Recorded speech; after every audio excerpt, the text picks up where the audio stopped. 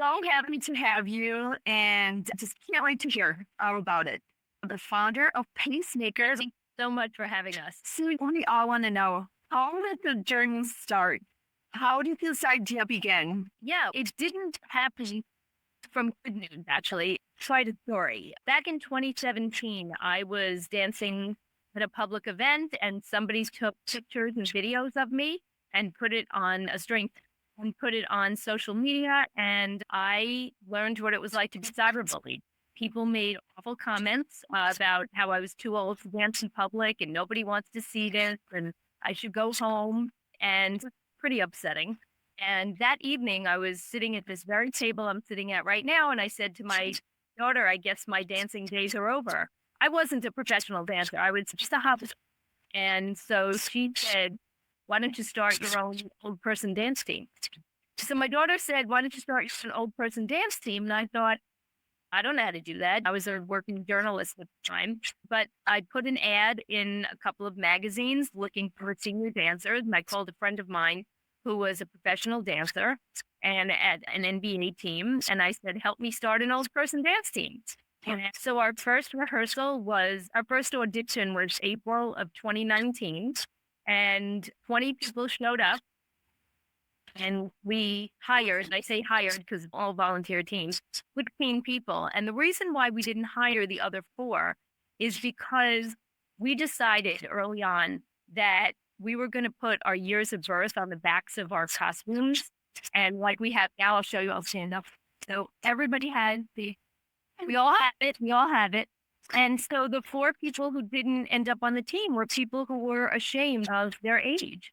And so 16 people were the start of the team and we just started rehearsing and lo and behold, a friend of mine who worked at the Brooklyn Cyclones said she wanted us to perform with the Brooklyn Cyclones, which is the New York Mets minor league team. We ended up performing there. I was really nervous. I didn't know if people were going to be okay with an old person dance team.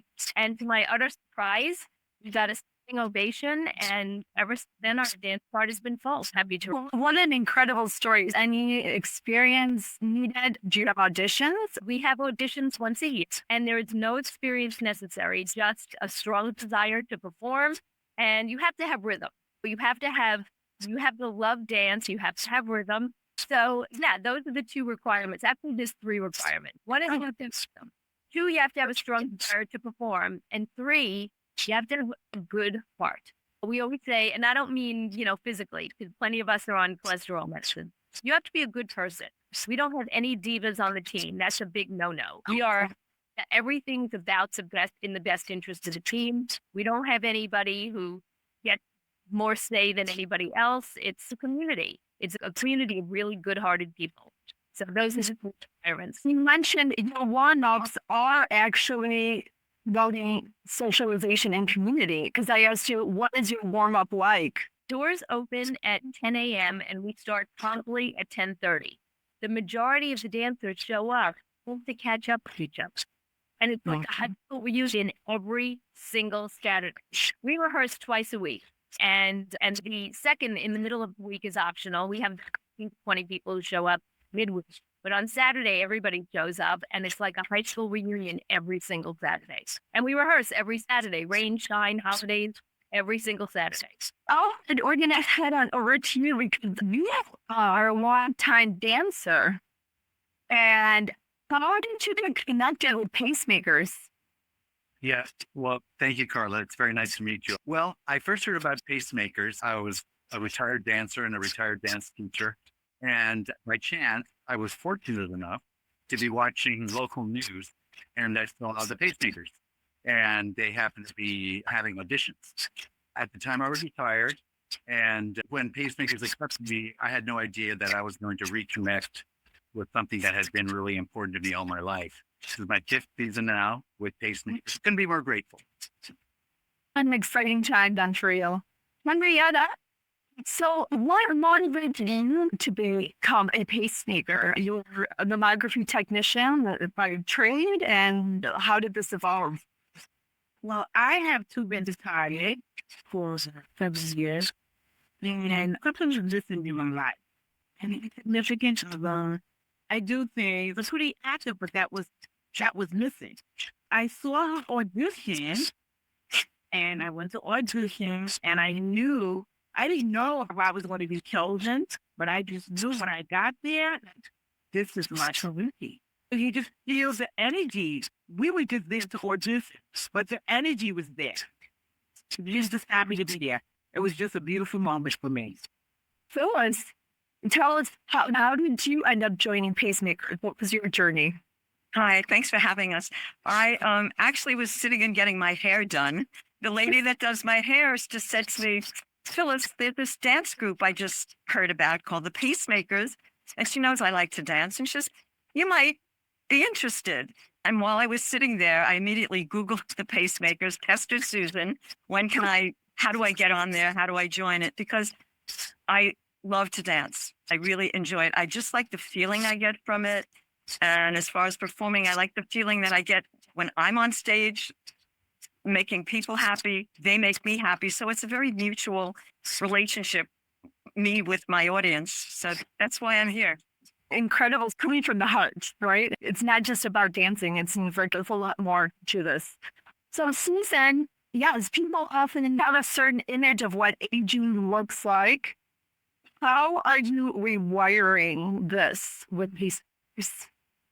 That's a really good question. Our mission is to shout our ages from the rooftops, as I said before, and to break up the stereotypes about, what people think is this is the time of our lives when we should be getting quieter and slower, and actually doing the opposite. We're getting louder and faster. And there's no reason not to. We're all about celebrating old age. And one of the things, Carla, about us is that we actually embrace the word old. We don't say we're young at heart. We actually don't say that. We actually say we're old, and we're also vibrant, active, sexy, powerful, because we are old. There's no shame in that word. Like, if you think about the stages of life, like birth to say, 39 is young, and then 40 to, let's say, 59 is middle age, and then 60 plus is old. There's nothing with that. As one of our pacemakers once said, if you had a toaster that was 69 years old, would you say it was young? No, you would say that's an old toaster.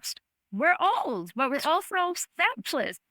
That's the kind of thing that we're working on to break up the stereotypes. That's our mission. I'm glad you're changing that. I'm going to ask you this, Alfred, the mindset, right? It's not just the body, but it's mindset. Tell me what this looks like with dancing. Well, for me, dance has always been affected my mind in a positive way. Dance has always been a positive outlet for me all my life, basically, when I was a little kid, dancing with family, and then dancing at school dances, and then eventually taking dance classes, dancing in nightclubs, all those that made me happy, and that's why I did it. I thought I had aged out of all of that, right? But when I joined Pacemakers, it really refreshed my mindset as a dancer, right? And I'm continuing to pursue what makes me happy. What makes you happy? I love that. I'm glad you found that space. That's really, really beautiful to hear. Few years.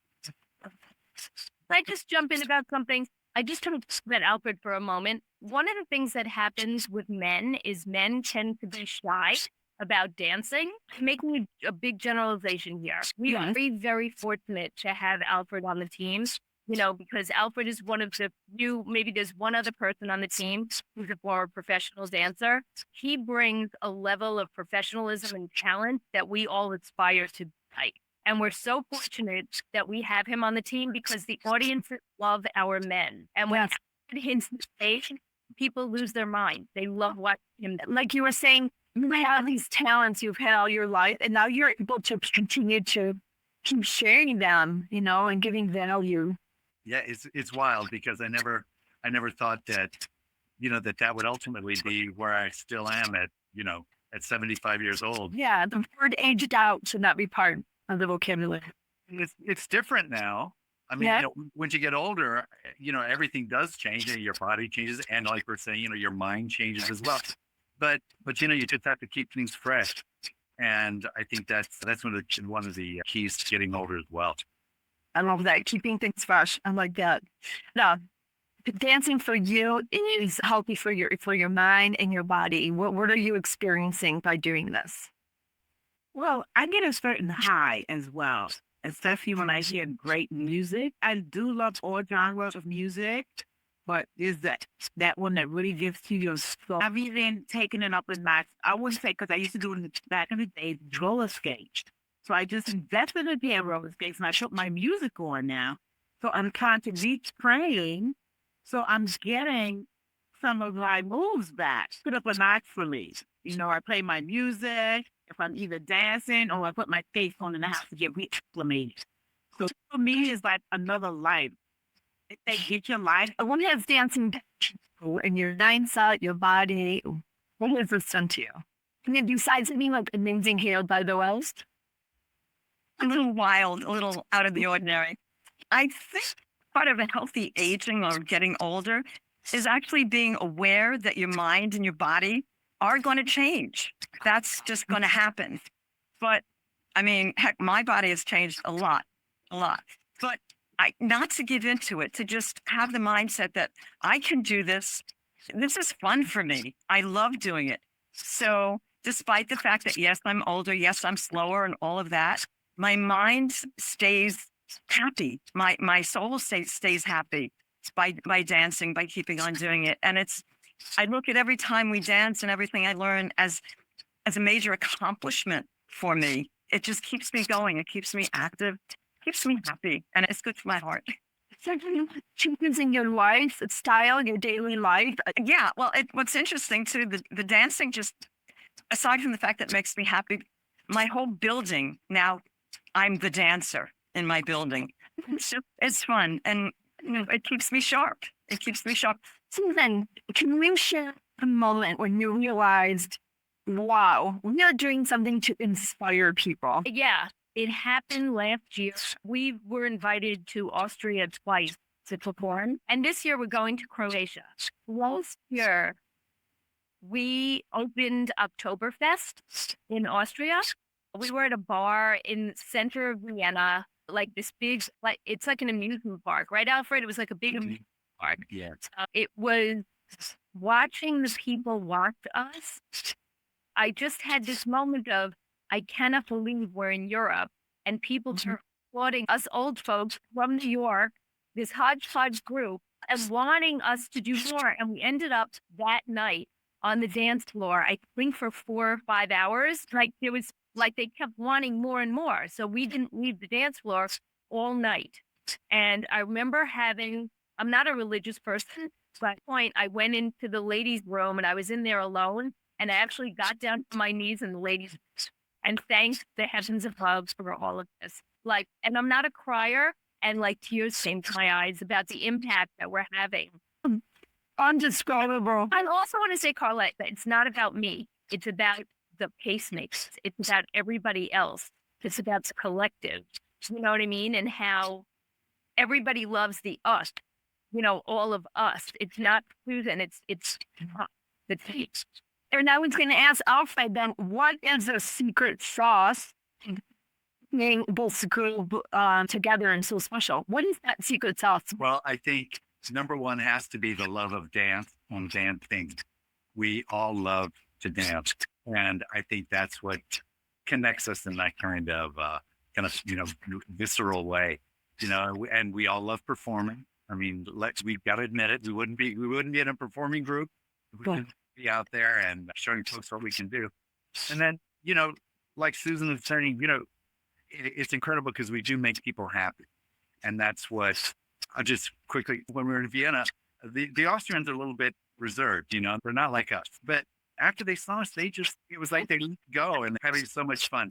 And that's part of it also. No matter where we go, the response of the audience, something that really invigorates us, turns us on, and makes it much more enjoyable experience. And then just the love we have for one another. And like we've been saying before, traveling to Europe together, the seniors, because we can get isolated. I don't know if you know this yet, Carla. Because once you retire and there's no more jobs or whatever, you isolate yourselves. This is really our opportunity every week, every performance, to be together with other seniors and just enjoy life and love people. Absolutely so important. The isolation piece, you're right. That is something that happens in older ages. And this is beautiful to share. And so someone watching right now and they're like, I'm too old to start. What are you going to tell them? Get up and do it. It's harder to get up and try to do something, but there's so much out there to do that someone doesn't have to go out there and do something like rock climbing, just get out and try something new. There's so many things. I know we have senior centers here and actually tried crocheting last year for the first time, which I really should have gone to Alfred for because he's a master at it. I think the thing is people think they have to go out and do something great to do something new. Small steps. For me, it was dancing. It wasn't new, but it was a whole new experience to dance with a team like the Pacemakers. So whatever someone might be interested, a book club, anything, go out and try something. You're not too old. Something that you've always done that you enjoy, go out and do it with other people. As Alfred said, once people retire, they tend to be in. They're inside. Outside, you're with people, you're socializing, and you're stimulating your mind as well. So I think just go out and try something with people. You're not too old. You're never too old. That's a mind block. Dancing doing that for you. It just makes me more creative, aside from what we have to rehearse. Okay, the rehearsals and doing them at home really it creates an environment for me to want to do more. I can do this. I can crochet. I can go. That's why I went and got some skates. I can add to it. Building on top of what Susan introduced me to, create that environment. So now I can go out with my skates and be active with another environment. Well, keep my mind growing and saying, hey, if I can do this, what else can I do? Be physically active. I'm a physical person. Getting out of your comfort zone. You performed with Lady Gaga.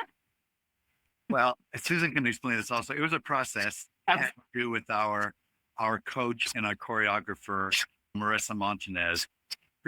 It started with one of the Pacemakers' sons saw a contest on, I guess, Instagram or TikTok. Lady Gaga and MasterCard put out a contest that they were asking people to learn the choreography of her new song last year, Abracadabra. And so that Pacemaker's son sent it to his mom. His mom sent it to me. I sent it to my choreographer. And I actually sent it to her. I remember this saying it was the end of January of 2025. And I said, can we actually do this? Is this really possible? Like, I forward things to her constantly. Like, she dated my good ideas all this. So I was like, do you think we could do this one? I don't know. This looks really hard. And so he said, yeah, let's try it. So I want to say our choreographer is brilliant. Everybody would say this, beyond brilliant. She completely invested in our success. Oh, well, shout out to her. She put together the choreography for us, taught us choreography from Abracadabra, filmed in this brilliant way. And we posted it on TikTok and Instagram and very quickly got millions of views. And Lady Gaga herself commented on it. And so I submitted that video to the contest, not just post it. And it was Valentine's Day 2025. I'll never forget the email. Congratulations. Pacemakers have won the choreography contest. You're going to play. Unfortunately, they only invited 2 of us, but we are grateful. Got to LA. It was Lady Gaga's album launch. We walked in and there was our video on this giant screen. So it's like the team was with us the whole night. And Lady Gaga came out and danced with us, and it was really fun. It was an amazing experience. Wow, incredible. Launch party in LA. So she came out, made a great speech, and when she was on this big platform, came down off this platform and danced with everybody who was there.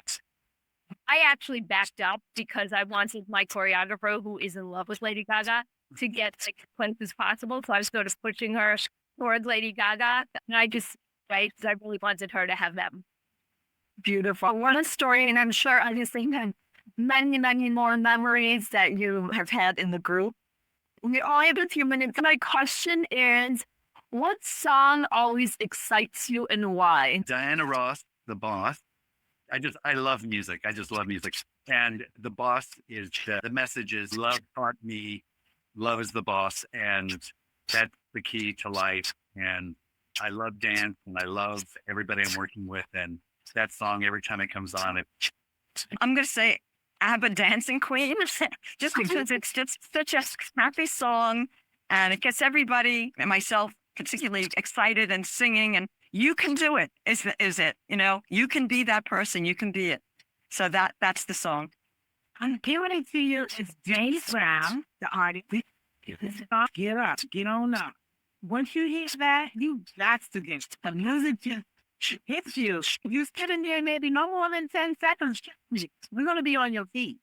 And one of your viewers. The team knows that I am secretly engaged to Bruce Springsteen. I am a gigantically crazy Bruce Springsteen fan. Get me every time, and I could play it on repeat over and over and over for the hours and hours. Is Born to Run. It's all about the whole point of the song, aside from the great beat, and the thing is about getting out of your comfort zone. That's the point of the song. Is just get out of town, do what you got to do to feel your aliveness. I love that. And on that note, getting out of your comfort zone, your energy out of you has been incredible. And literally, I want to go to New York and meet you all. Carla, just so you know, a goal of ours, in case anybody's listening, really want to come to your hometown. We want to be in Michigan. We really want to come and perform. It's shocking. We get hundreds of messages in your state asking us to come. I'm not kidding. It's kind of crazy. So we would love to be able to come. So if somebody's listening, on our list is to be able to come to your state. Thank you for being here on Stir the Coco, and I hope to meet you in person sometime. Thank you. Thank Thank you.